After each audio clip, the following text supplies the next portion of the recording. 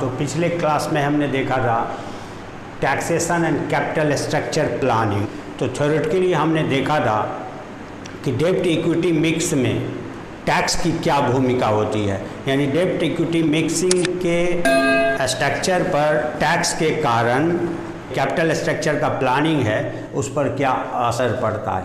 इस चीज़ को हम एक इलस्ट्रेटिव एग्जाम्पल के जरिए एक्सप्लेन करने का प्रयास करेंगे और समझेंगे कि अगर किसी कंपनी के कैपिटल स्ट्रक्चर में डेब्ट्स कंपोनेंट नहीं होता है या डेब्ट्स कंपोनेंट कम होता है या डेब्ट्स कंपोनेंट ज़्यादा होता है, यानी नेग्लिजिबल मिक्सिंग होता है और नॉमिनल मिक्सिंग होता है और ज़्यादा मिक्सिंग होता है, तो तीनों ही सिचुएशन में कैपिटल स्ट्रक्चर जब तैयार करते हैं तो उसका इम्पैक्ट कंपनी के रिटर्न को किस रूप में पड़ता है उसको हम लोग देखने का प्रयास करेंगे।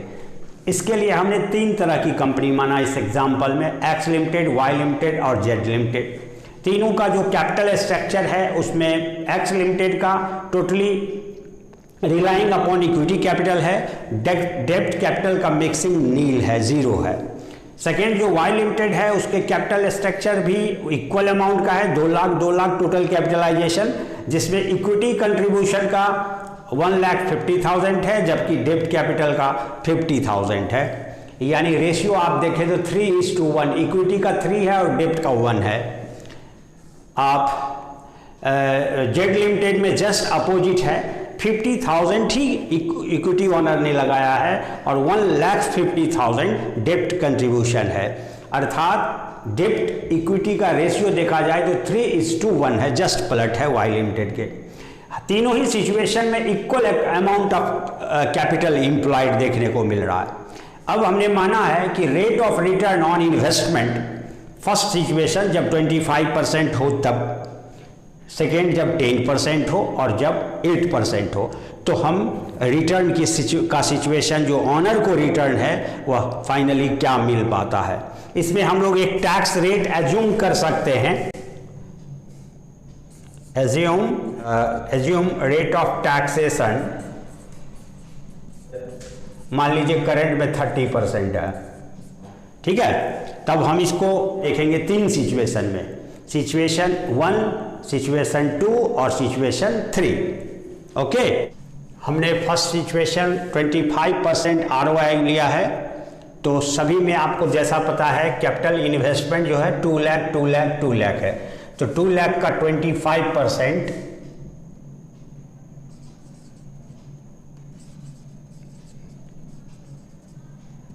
कैपिटल एम्प्लॉयड का 25% होगा, तो क्या हो जाएगा, इसका भी 50,000 होगा, इसका भी 50,000 होगा और इसका भी 50,000 होगा, तीनों कंपनियों का, क्योंकि तीनों का टोटल कैपिटल एम्प्लॉयड जो है वो 2 लाख रुपीस है। अब इसमें से हम इंटरेस्ट ऑन डेब्ट capital at the rate of 10% है, जैसा कि हमने एग्जाम्पल में लिया है। तो फर्स्ट सिचुएशन में आप देखोगे टू कैपिटल जो है डेब्ट कैपिटल का अमाउंट 50,000 है, तो फर्स्ट में सिचुएशन में नील है और सेकेंड में 50,000 है, तो 50,000 का 10% इंटरेस्ट क्या हो जाएगा, 5,000 रुपीज़। एंड थर्ड में 1,50,000 है, उसका 10% कितना हो जाएगा, 15,000। तो जब इसको माइनस करेंगे तो EBT in earning before tax क्या आ जाएगा, 50,000, ये हो जाएगा 45,000 और ये हो जाएगा 35,000। अब इसमें से हम लोग लेस करें tax at the rate of 30%, तो अर्निंग बिफोर टैक्स पे ही टैक्स लगता है, यानी अर्निंग जो भी फर्म या कंपनी अर्न करती है उसमें सबसे पहले किसको देती है, जो फाइनेंसर हैं, मनी लेंडर्स हैं, उसका रेट ऑफ इंटरेस्ट जो फिक्स्ड है, सबसे पहले उनका रिटर्न पेमेंट यानी डेब्ट सर्विस का सेटलमेंट सबसे पहले होता है। उसके बाद जो प्रॉफिट बचता है उसमें से प्रिस्क्राइब रेट से गवर्नमेंट का टैक्स देना पड़ता है, और तब जो बचता है वह शेयर होल्डर्स के लिए रिटर्न बचता है। शेयर होल्डर में अगर दोनों कैटेगरी इन्वॉल्व है, preference share as well as equity share, equity तो होना ही था, प्रेफरेंस शेयर होल्डर्स भी अगर हैं तो प्रेफरेंस शेयर होल्डर को पहले लेने का राइट होता है, और वो भी फिक्स्ड रेट से डिविडेंड। तो बचे हुए प्रॉफिट आफ्टर टैक्स में से पहले प्रेफरेंस शेयर होल्डर के डिविडेंड का सेटलमेंट होता है, और उसके बाद जो भी प्रॉफिट बचता है वह इक्विटी अर्निंग कहलाता है, या earnings available to equity owner या इक्विटी शेयर होल्डर्स। ओके, तो यहाँ पे प्रेफरेंस शेयर का कंपोजिशन कैपिटल कंपोजिशन में नहीं है कंट्रीब्यूशन, तो जो ईवीटी है उसका 30% यानी 15,000 टैक्स हमने माइनस किया, इसमें 13,500 माइनस होगा और इसमें 10,500।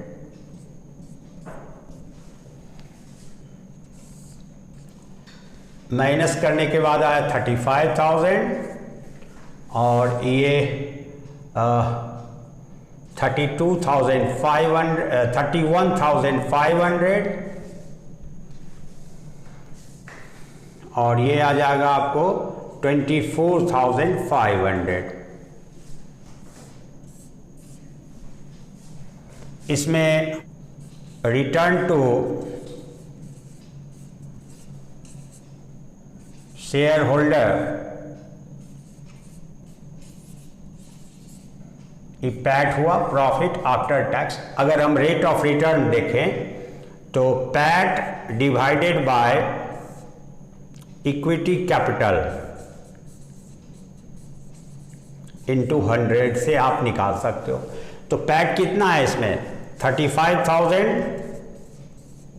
Into 100 divided by equity capital कितना है 2 लाख इज इक्वल टू 17.5% के आसपास हुआ। सेकेंड सिचुएशन में आप देखो 31,500 है, इसमें इक्विटी कैपिटल 1,50,000 है, इसमें 100 से मल्टीप्लाई करो तो क्या आएगा लगभग 20% से ज़्यादा ही आएगा 21% है। और इसमें आप देखो तो 24,500 into 100 divided by 50,000 is equal to हो जाएगा 49%। आप 35,000 पैट है, प्रॉफिट आफ्टर टैक्स देने के बाद बचा है, तो 35,000 इसमें कैपिटल इक्विटी का था 2 लाख एंड 100 से मल्टीप्लाई किया। आपका रेट ऑफ रिटर्न जब हम बिल्कुल डेप्ट मिक्सिंग नहीं किए तो क्या मिला इसमें 17.5 17.5% के आसपास। और दूसरे वाले सिचुएशन में सेम देखिए आपने डेप्ट इक्विटी मिक्स किया था 1:3 का, यानी डेप्ट का रेशियो 1 था और 3 इक्विटी का था, तो 21%। और जब यही रेशियो पलट दिया जेड लिमिटेड ने 3 डेप्ट हो गया और 1 इक्विटी हो गया, तो यह रेट ऑफ रिटर्न बढ़ करके 49% ऑनर का हुआ। ये ट्रेंड दर्शाता है कि डेप्ट का अगर मिक्सिंग किया जाता है तो रेट ऑफ रिटर्न जो है शेयर होल्डर्स का वो जो maximisation of wealth of the owner जो कॉन्सेप्ट है फाइनेंस मैनेजमेंट का वो ज़्यादा से ज़्यादा हम अचीव कर पाते हैं, अटेन कर पाते हैं। लेकिन यहाँ पे ध्यान रखना है इसी सिचुएशन ऐसा कब ये एप्लीकेबल होगा, इसीलिए हमने 3 सिचुएशन आरओआई का लिया है। दूसरा में हम लोग देखेंगे, इसको write down please.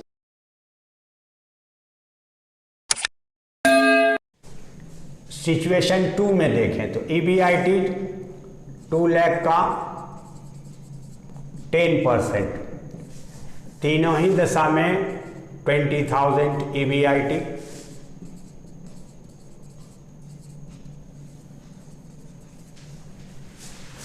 Less interest 10% of डेप्ट नील। फर्स्ट में नहीं लिया था, सेकेंड में 5,000 एंड फोर्थ में 15,000। ईबीटी फर्स्ट में 20,000, सेकेंड में 15,000 एंड थर्ड में 5,000। अब इसमें less tax at the rate of 30%, 4,500 and 1,500, the sub minus है तो 14,000 और ये 10,500 और ये 3,500। ये PAT प्रॉफिट आफ्टर टैक्स आ चुका।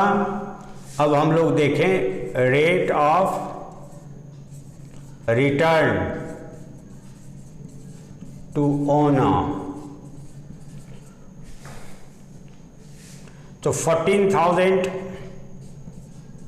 रिटर्न है, टैक्स देने के बाद ओनर का बचा प्रॉफिट, और हमने कैपिटल लगाया था 2 lakh first situation x limited में, तो लगभग 7% के आसपास हुआ, एग्जैक्ट हुआ। सेकेंड सिचुएशन में 10,500 है, तो ये भी आपको 7% हुआ। एंड सिचुएशन 3 में 3,500 इंटू 100 डिवाइडेड बाई कैपिटल 50,000। आप देखो अभी जो 10% हमने ROI लिया है, जो डेब्ट्स का रेट ऑफ इंटरेस्ट और ROI दोनों इक्वल है, यहाँ पे एक ध्यान देने योग्य बात है। तो ROI भी 10% और डेब्ट्स कैपिटल पर दिया जाने वाला इंटरेस्ट रेट भी 10%। तो चाहे कैपिटल स्ट्रक्चर का मिक्सिंग रेशियो डेब्ट इक्विटी का कुछ भी रहा हो, तीनों ही सिचुएशन में rate of return to owner क्या है? 7% है, कोई मैग्नीफाई नहीं हुआ। कब?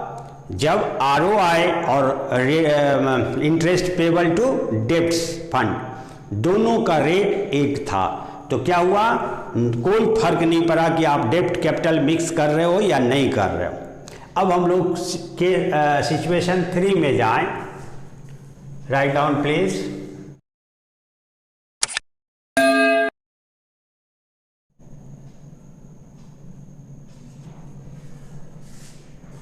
तो 2 लाख का 16,000, 8% रिटर्न है।